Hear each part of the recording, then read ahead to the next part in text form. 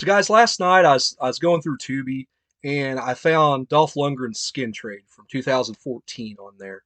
And I'd seen this on there before, but I hadn't really, gone to see who all was in it. And so you've got Dolph Lundgren, you've got Tony Jaa, you've got Michael Jai White, Ron Perlman, Peter Weller in this thing. And I'm like, how have I not heard of this movie? And so I actually watched it, and man, I had a lot of fun with this movie. And it's kind of a shame that this thing didn't actually get a theatrical release in 2014. If it did, it wasn't a wide release. But yeah, this was a lot of fun. I'm going to get into the plot just real briefly. So basically, you got these human traffickers from Serbia led by Ron Perlman, and he's got four sons, really three, and like a stepson. And so they're bringing these people over in containers, kind of like in the transporter.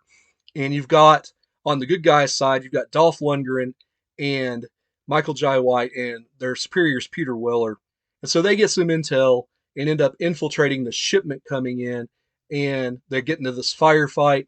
Dolph ends up shooting the youngest son of Ron Perlman's character. And of course, Perlman tells him to kill him, and Dolph can't do it. He's going to bring him to justice.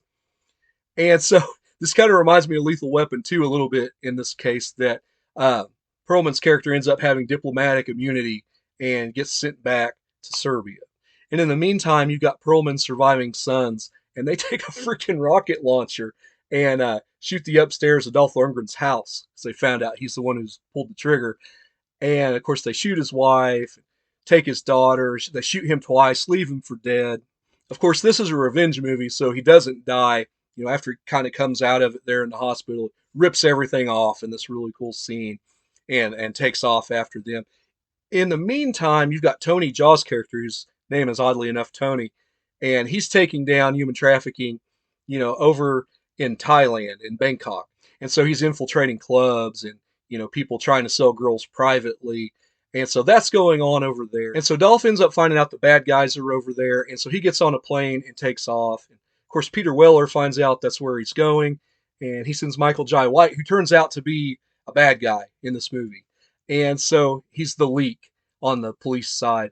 And so he goes after Lundgren. Tony Jaa and his partner meets him there in the airport parking lot. And as they're looking for Lundgren, White ends up shooting Tony Jaa's partner and setting up Lundgren for the fall. So now Jaa's after him, and White's after him. And of course, he's after the Serbians. And so there's a lot of cool chases in this movie, with Dolph trying to escape and Tony Jaa in pursuit. At one point, Dolph jumps on this truck, and Jaa's shooting at him from an overpass. And he ends up chasing him down. And Dolph gets on this dirt bike, and that's a really cool scene as they're going through the narrow corridors and Tony Jaa on foot. Really appreciated that dirt bike scene. That ends up leading into what is one of the best fights I've seen in a long time. I know this movie came out like 10 years ago, but man, this fight was so much fun. I read on IMDb that this fight between Dolph and Tony Jaa took like 4 days to film. Like, and it's so good. They end up fighting down by these docks, and it's kind of like this grain silo that they're fighting in. And so the bad guy ends up pulling the grain silo, and it hits Dolph, and the fight's on. Jaw's like hitting him. He's bouncing off stuff and rapid fire. And, until Lundgren just has enough of it and just like throws him across the room or power bombs him on something. That scene, from a fight standpoint was pretty cool, but it's also cool from like a visual standpoint in that you got the grain falling down in that scene. It's very well lit. And it's all pretty cool because they don't realize as they're fighting, they're there for the same reasons. Dolph's there after the Serbians who are part of this trafficking deal that Tony Jaa's after as well. So that was a pretty cool story dynamic as far as that goes. And then there's also this side plot where you've got one of the girls in one of these sex clubs, and she is the informant to Tony Jaa. Michael Jai White ends up figuring this out. And so he ends up getting into a fight with Tony Jaa, and it's really good. Not quite as good as Dolph's, but probably technically from a martial arts standpoint, probably better than the one he had with Dolph. And of course, Jaa ends up beating and killing him.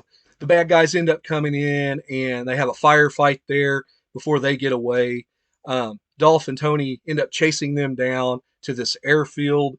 And of course, you got that showdown with him and Ron Perlman where they're fighting over a knife. And that's really good.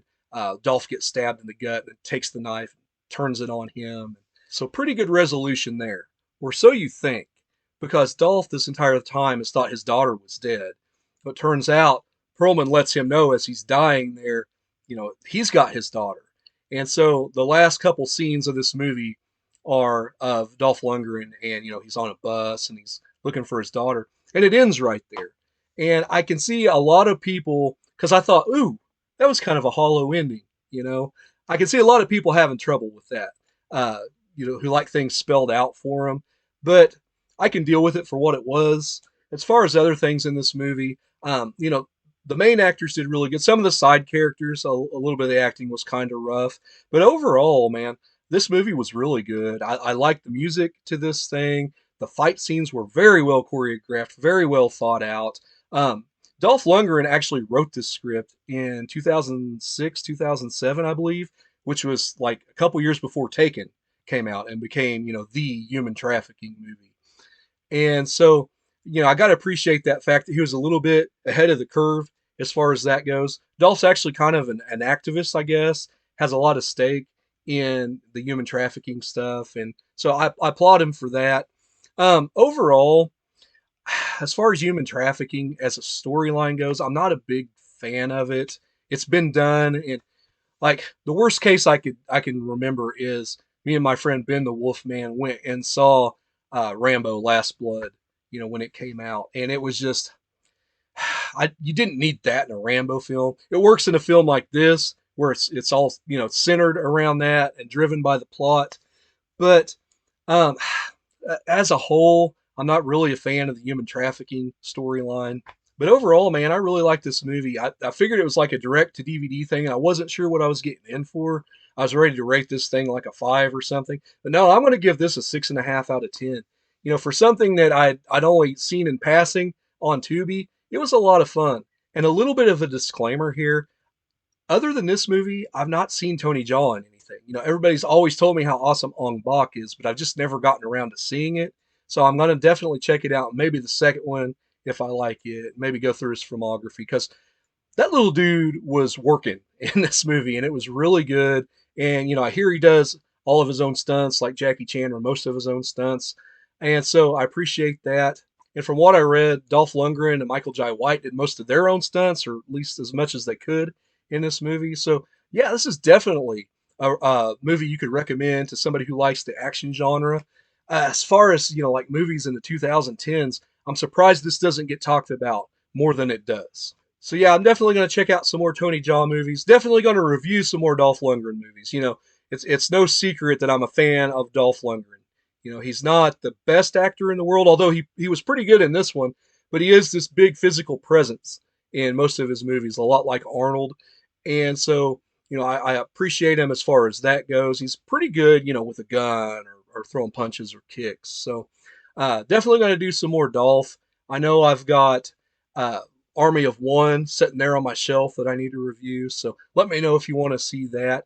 Guys, if you like what you see, be sure to like and subscribe. And as always, I'm Andrew, and I'll see you down the line.